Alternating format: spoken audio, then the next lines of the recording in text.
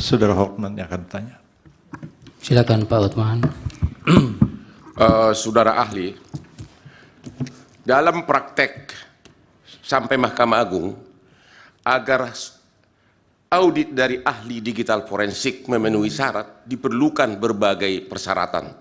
Salah satu contoh kasus terbesar akhir-akhir ini adalah kasus narkoba Jenderal Teddy Minahasa, di mana saya sebagai salah satu kuasa hukumnya. Pada waktu itu ada 2 ahli digital forensik. Salah satu pertanyaan pertama adalah, apakah saudara ahli punya sertifikat internasional sebagai ahli digital forensik? Itu pertanyaan pertama. Karena di pengadilan umum itu, kalau Anda tidak punya, Anda tidak diakui. Yang kedua, salah satu syarat mutlak agar digital forensik sah adalah account tersebut, aplikasi tersebut harus dikasih secara utuh kepada ahli, kemudian diaudit, kemudian ada istilahnya itu di-celebrate, isinya semua dibongkar. Itu mirip dengan audit kantor akuntan. Tidak mungkin kantor akuntan melakukan mengeluarkan neraca rugi laba tanpa diaudit semua dokumen dari perusahaan. Pertanyaan saya, apakah Anda pernah melakukan audit digital forensik di mana KPU, ya ini harus KPU menyerahkan kepada saudara si rekap tersebut untuk Anda audit? Pernah nggak dikasih? Dan kemudian dibuat berita acaranya dan kemudian di-celebrate isinya semua. Disitulah ketahuan kelemahan sistemnya dan sebagainya. Dan itu banyak parameternya. Pertanyaannya, apakah Anda itu hanya membuat kesimpulan dari publikasi-publikasi di media dan tuduhan-tuduhan saja, sepotong-sepotong, tanpa pernah melakukan celebrate atau digital forensik utuh isi dari si rekap tersebut? Terima kasih. Baik, dari Hakim. Cukup, silakan Pak Yudi dijawab singkat-singkat saja.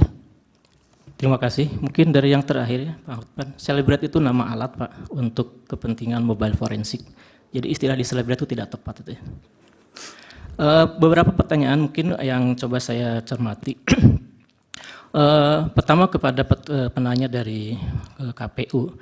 Jadi tadi yang saya sampaikan itu memang sumber datanya itu adalah dari file yang disampaikan kepada partai ya. Nah, kami mencoba untuk melakukan query, melakukan pengecekan ya.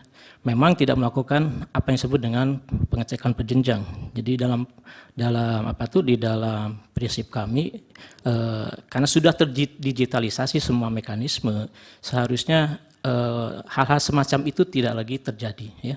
Jadi berkaitan dengan DPT tadi ya.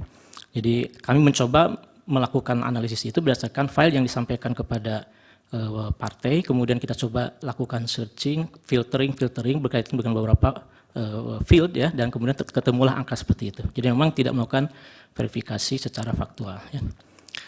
Kemudian yang terkait dengan, sekali lagi mungkin kembali ke Pak Hotman ya. Jadi yang saya sampaikan itu adalah pola pikirnya Pak, pola pikir digital forensik ya. Jadi kami tadi dalam paparan ini tidak menyatakan bahwa kami melakukan aktivitas digital forensik.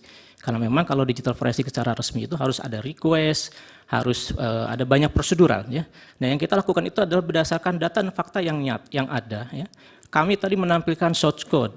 Dari mana source code itu? Dari yang terpublikasi sebenarnya. Siapapun bisa sebenarnya. Karena itu bisa didapatkan secara langsung di dalam publik ya. Orang-orang IT saya kira mengerti betul apa yang disebut dengan web scraping, apa yang disebut dengan JSON ya, itu hal yang sudah biasa dilakukan. Jadi secara prinsip kita tidak melakukan digital forensik ya. Dan kalau berkaitan dengan kompetensi, alhamdulillah saya sudah hampir 20 tahun bergelut dalam dunia digital forensik, punya S2 digital forensik, S3 pun juga digital forensik. Kalau untuk masalah sertifikasi dulu pernah mengikuti beberapa sertifikasi. Terima kasih. Kemudian berkaitan dengan